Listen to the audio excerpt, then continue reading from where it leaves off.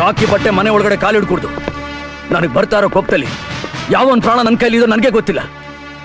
ಅಧಿಕಾರ ಇದೆ ಅಂತ ಏನ್ ಬೇಕಾದ್ರೂ ಮಾಡ್ತೀರೇನೋ, ಒಂದು ಹೆಣ್ಣಿನ ಮೇಲೆ ಕೈ ಮಾಡ್ತೀರಾ. ಈ ವಿಷ್ಣು ಏನ್ ಬೇಕಾದ್ರೂ ಸಹಿಸ್ತಾನೆ, ಒಂದು ಹೆಣ್ಣಿಗೆ ಅನ್ಯಾಯ ಆದ ಮಾತ್ರ.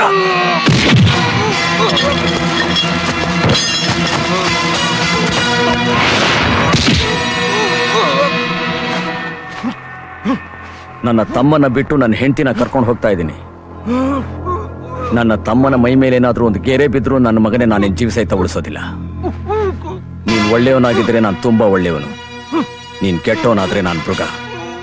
ನನ್ನ ಕೆಟ್ಟವನಾಗಿ ಮಾಡಬೇಡ, ಹುಷಾರ್. ಅಂದಿನ ಮಹಾಭಾರತದಲ್ಲಿ ಪಾಂಡವರಿದ್ದರು, ಪಾಂಡವರಿಗೊಬ್ಬ ಕೃಷ್ಣನಿದ್ದ. ಕೌರವರಿದ್ದರು, ಕೌರವರಿಗೊಬ್ಬ ಶಕುನಿ ಇದ್ದ. ಧರ್ಮರಾಯನ ಮುಂದೆ ಧರ್ಮದ ಗೋಡೆ ಇತ್ತು. ಕೌರವರಿಗೆ ದ್ವೇಷದ ದಾಹವಿತ್ತು, ಶಕುನಿಗೆ ಸ್ವಾರ್ಥವಿತ್ತು. ಸ್ವಾರ್ಥ ದಾಹದ ಮುಂದೆ ಧರ್ಮ ಧರೆಗುರುಳಿದಾಗ ಧರ್ಮ ಸಂಸ್ಥಾಪನೆಗೆ ಕೃಷ್ಣನ ಆಗಮನವಾಯಿತು.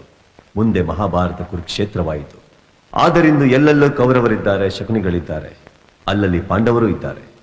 ಪಾಂಡವರ ರಕ್ಷಣೆಗೆ ಕೃಷ್ಣನಿಲ್ಲ. ಆದರೆ ಈ ಕಲಿಯುಗದಲ್ಲೂ ಧರ್ಮಕ್ಕೆ ಬದ್ಧನಾಗಿ, ನ್ಯಾಯಕ್ಕೆ ಸಿದ್ಧನಾಗಿ ತಮ್ಮಂದಿರ ತಲೆ ಕಾಯಲು ನಿಂತಿದ್ದಾನೆ ಈ ಜ್ಯೇಷ್ಠ. ನಮ್ಮ ಮನೆ ಬಾಗಿಲಿಗೆ ನೇತು ಹಾಕಿದ್ರು ಇಲ್ಲಿ ಕೇಳೋದಕ್ಕೆ ಯಾರೂ ಬರೋದಿಲ್ಲ. ಆದ್ರೆ ಕೊಲೆ, ಹಿಂಸೆ, ರಕ್ತಪಾತದಲ್ಲಿ ನಂಗೆ ನಂಬಿಕೆ ಇಲ್ಲ. ಮನುಷ್ಯ ಮನುಷ್ಯನಾಗಿ ಬದುಕಬೇಕು ಅಂತ ಆಸೆ ಪಡೋ ನಾನು.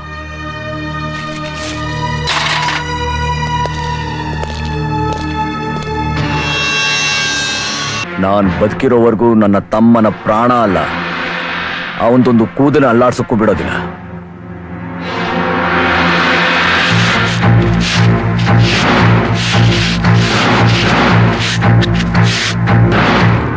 ಈ ಗೆರೆ ದಾಟ್ ಬಂದ್ರೆ ನಿನ್ನ ತಮ್ಮನ ಸಮಾಧಿ ಪಕ್ಕದಲ್ಲೇ ನಿನ್ನ ಸಮಾಧಿ ತೋಡ್ಬೇಕಾಗತ್ತೆ. ನಾನು ಯಾರ ದಾರಿಗೂ ಅಡ್ಡ ಬರೋದಿಲ್ಲ. ನನ್ನ ದಾರಿಗೆ ಯಾರಾದ್ರೂ ಅಡ್ಡ ಬಂದ್ರೆ ಅವ್ರನ್ನ ಅಡ್ಡಡ್ಡ ಮಲಗಿಸೋವರೆಗೂ ಬಿಡೋದಿಲ್ಲ. ನೀನ್ ಒಳ್ಳೆಯವನಾದ್ರೆ ನಾವು ತುಂಬಾ ಒಳ್ಳೆಯವರು, ನೀನ್ ಕೆಟ್ಟವನಾದ್ರೆ ನಾವು ಮೃಗ. ನಮ್ಮನ್ನು ಕೆಟ್ಟವರಾಗಿ ಮಾಡ್ಬೇಡ. ಆವೇಶದಲ್ಲೋ ಆತುರದಲ್ಲೋ ದುಡುಕಿ ನಾನು ಇದುವರೆಗೂ ಯಾವ ಕೆಲಸನೂ ಮಾಡಿಲ್ಲ. ಮೊದಲನೇ ಸಲ ನೀನು ನೋಡಿದಾಗ ನಿನ್ನ ಮುದ್ದಾದ ಮುಖ ನನಗೆ ಮೆಚ್ಚುಗೆ ಆಯ್ತು. ಒಂಟಿಯಾಗಿರೋದ್ರಿಂದ ನಿನ್ನ ತಂಟೆಗೆ ಯಾರೂ ಬರಬಾರ್ದು ಅಂತ ಬಡಬಡ ಅಂತ ನೀನು ಮಾತಾಡೋ ಸ್ಟೈಲ್ ನನಗಿಷ್ಟ ಆಯ್ತು. ಮಾತು ಹೊರಟಾಗಿದ್ರು ಮಾತಿನ ಹಿಂದಿರೋ ನಿನ್ನ ನಿಷ್ಕಳಂಕವಾದ ಮನಸ್ಸು, ಅದು ನನಗಿಷ್ಟ ಆಯ್ತು. ನಾ ಸರಿಯಾಗಿ ಸೆಟ್ಲ್ ಆದ್ಮೇಲೆ ನನ್ನಿಷ್ಟ ನೀನು ಹೇಳಿ ನಿನ್ನಿಷ್ಟ ಏನು ಅಂತ ಕೇಳಬೇಕು ಅಂತ ಅನ್ಕೊಂಡಿದ್ದೆ. ಅಷ್ಟರಲ್ಲಿ ಆಕಸ್ಮಿಕವಾಗಿ ಈ ಘಟನೆ ನಡೆದೋಯ್ತು. ಆದರೂ ನಾನು ನಿನ್ನ ಇಷ್ಟಪಟ್ಟು ಮದುವೆ ಆದ್ನೆ ಹೊರತು ಯಾರ್ದೋ ಒತ್ತಡಕ್ಕಲ್ಲ. ನನ್ನ ತಮ್ಮಂದ್ರನ್ನ ಕೇಳಿದೆ, ನಾನು ಒಂದು ಸಣ್ಣ ನಿರ್ಧಾರನೂ ತಗೊಂಡೋನಲ್ಲ. ಅವ್ರನ್ನ ಕೇಳಿದೆ, ನಾ ಈ ಮದುವೆ ಮಾಡ್ಕೊಂಡಿದ್ರಿಂದ ಅವ್ರ ಮನಸ್ಸಿಗೆ ಬೇಜಾರಾಗೈತೆ ಅಂತ ನನಗೆ ಗೊತ್ತು. ನನ್ನ ತಮ್ಮಂದ್ರು ತುಂಬಾ ಒಳ್ಳೆಯವರು. ನಿನ್ನ ಒಳ್ಳೆತನನ ಖಂಡಿತ ಅವ್ರು ಒಪ್ಕೋತಾರೆ. ಆ ನಂಬಿಕೆ ನನಗಿದೆ. ನಾನು ನಿನ್ ಕೇಳಲೇ ಇಲ್ಲ. ಹೌದು, ನಾನು ನಿಂಗೆ ಇಷ್ಟನಾ? ಇಷ್ಟನಾ?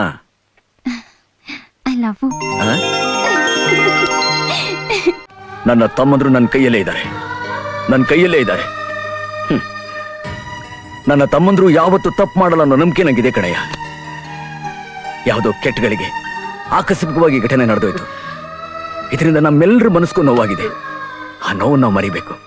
ನೋಡಿ, ಯಾವತ್ತೂ ನಮ್ಮಲ್ಲಿ ಅನುಮಾನದ ಸುಳಿ ಆಗ್ಲಿ ದ್ವೇಷ ಆಗ್ಲಿ ಬೆಳಿಬಾರ್ದು. ನಾವೆಲ್ಲ ಒಂದಾಗಿದ್ರೆ ಯಾವ ದುಷ್ಟಶಕ್ತಿನೂ ನಮ್ಮನ್ನು ಏನು ಮಾಡಕ್ಕಾಗಲ್ಲ, ಏನು ಮಾಡಕ್ಕಾಗಲ್ಲ.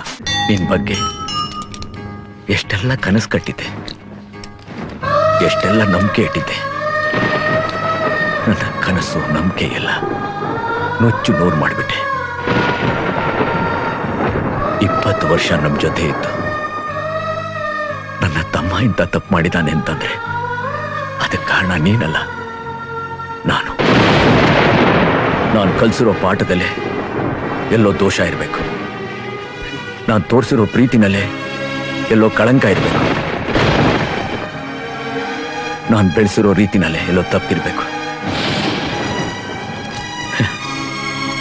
ಇಷ್ಟು ದಿವಸ ನಾನು ಸರಿಯಾಗಿದ್ದೀನಿ ಅನ್ನೋ ನಂಬಿಕೆಯಿಂದ ನಿಮಗೆ ಬುದ್ಧಿ ಹೇಳ್ತಾ ಇದ್ದೆ. ಇವತ್ತು ಗೊತ್ತಾಯ್ತು ನಾನೇ ಸರಿ ಇಲ್ಲ.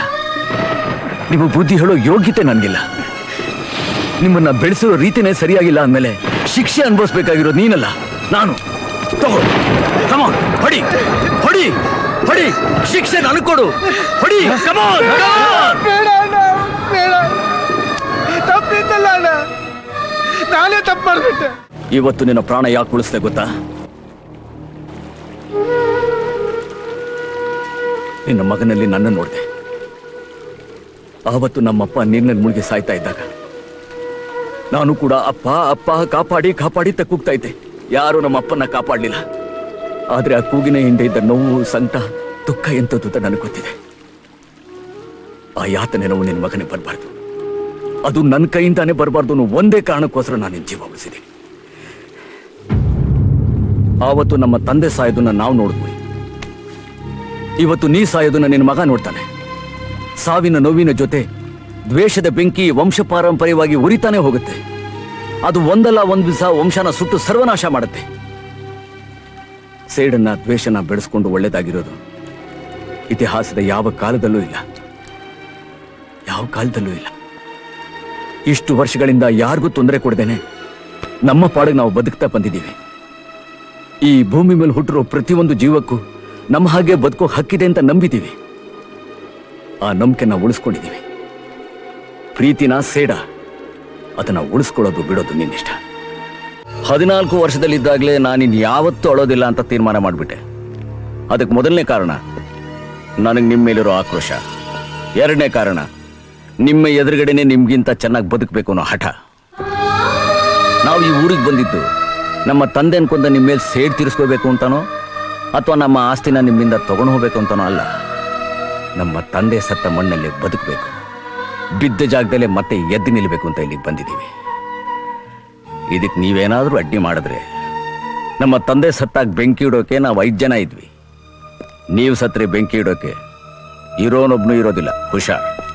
ನೀವು ಒಳ್ಳೆಯವರಾದ್ರೆ ನಾವು ತುಂಬಾ ಒಳ್ಳೆಯವರು, ನೀವು ಕೆಟ್ಟವರಾದ್ರೆ ನಾವು ಮೃಗ. ದಯವಿಟ್ಟು ನಮ್ಮನ್ನ ಕೆಟ್ಟವರಾಗಿ ಮಾಡಬೇಡಿ. ಪಾಪ ಇರೋಳೊಬ್ಳು ಮೊಮ್ಮಗಳು, ಹೆಣ್ಣೆಂಗ್ಸು ಬೆಂಕಿ ಕೊಡಂಗಿಲ್ಲ. ಸಂಬಂಧದಲ್ಲಿ ಯಾರು ಗಂಡಸ್ರೇ ಇಲ್ವಲ್ಲ? ಯಾಕೆ ನೀವ್ಯಾರು ಗಂಡಸ್ರಲ್ವಾ? ಸತ್ತೋರ್ಗ್ ಬೆಂಕಿ ಇಡೋ ಗಂಡಸಾದ್ರೇನು ಹೆಂಗಸಾದ್ರೇನು ಸಂಸ್ಕಾರ ಆಗ್ಬೇಕಷ್ಟೇ. ಅದನ್ನ ಬಿಟ್ಟು ಜಾತಿ ಕುಲ ಗಂಡಸು ಹೆಂಗಸು ಸಂಬಂಧ ಸುಡ್ಗಾಡುವಂತ ಹೆಣ ಇಟ್ಕೊಂಡು ಚರ್ಚೆ ಮಾಡ್ತಿದ್ದೀರಲ್ಲ, ನಿಮಗೆ ಸ್ವಲ್ಪನಾದ್ರೂ ಹೃದಯ ಅನ್ನೋದಿದ್ಯಾ? ಬೆಂಕಿ ನಾನು ಇಡ್ತೀನಿ, ಹೆಣ ಎತ್ತಿ ಬನ್ನಿ. ಅದೇಂಗ ಸಾಧ್ಯ? ನಿನಗೆ ಸಂಸ್ಕಾರ ಸಂಪ್ರದಾಯ ಇಲ್ಲದೆ ಇರ್ಬೋದು, ಆದ್ರೆ ಊರಿಗಿದೆ. ಸಂಬಂಧದ ಕನೆಕ್ಷನ್ ಇಲ್ದಿರಲ್ಲ, ಹಂಗಿಲ್ಲ ಹೆಣಕ್ ಬೆಂಕಿ ಇಡಕ್ ಆಯ್ಕಿಲ್ಲ. ಈ ಹೆಣಕ್ ಬೆಂಕಿ ಇಡಬೇಡ ಅಂತ ಹೇಳೋದಕ್ಕೆ ನಿಮ್ಗೆ ಯಾರಿಗಾದ್ರೂ ಹಕ್ಕಿದ್ಯಾ? ಹೆಣಕ್ ಬೆಂಕಿ ಇಡೋದಕ್ಕೆ ಬೇಕಾಗಿರೋದು ಸಂಬಂಧ ಅಲ್ಲ, ಮನುಷ್ಯತ್ವ. ಅಂದ್ಹಾಗೆ ನಿನ್ ಯಾರೋ ಕೊಲೆ ಮಾಡಕ್ ಪ್ರಯತ್ನ ಪಟ್ರಂತೆ? ಕೊಲ್ಲೋಗ್ ಬಂದವರೆಲ್ಲ ಗೆಲ್ಲೋ ಹಾಗಿದ್ರೆ ಇಷ್ಟು ದಿವಸ ನಾನು ಇರ್ತಾನೆ ಇರಲಿಲ್ಲ. ಸಾವಿನ ಎದುರಿನಲ್ಲೇ ಬದುಕನ್ ಕಟ್ತೋನ್ ನಾನು. ನಾ ತಲೆ ತಗ್ಸೋದು ಹೆದರೋದೆಲ್ಲ, ಜೀವ ಕೊಡೋ. ವಾಹ್, ಅದೇ ಧೈರ್ಯ, ಅದೇ ನಂಬಿಕೆ. ಹ್ಯಾಟ್ಸ್ ಆಫ್ ಯು ಕಣೋ.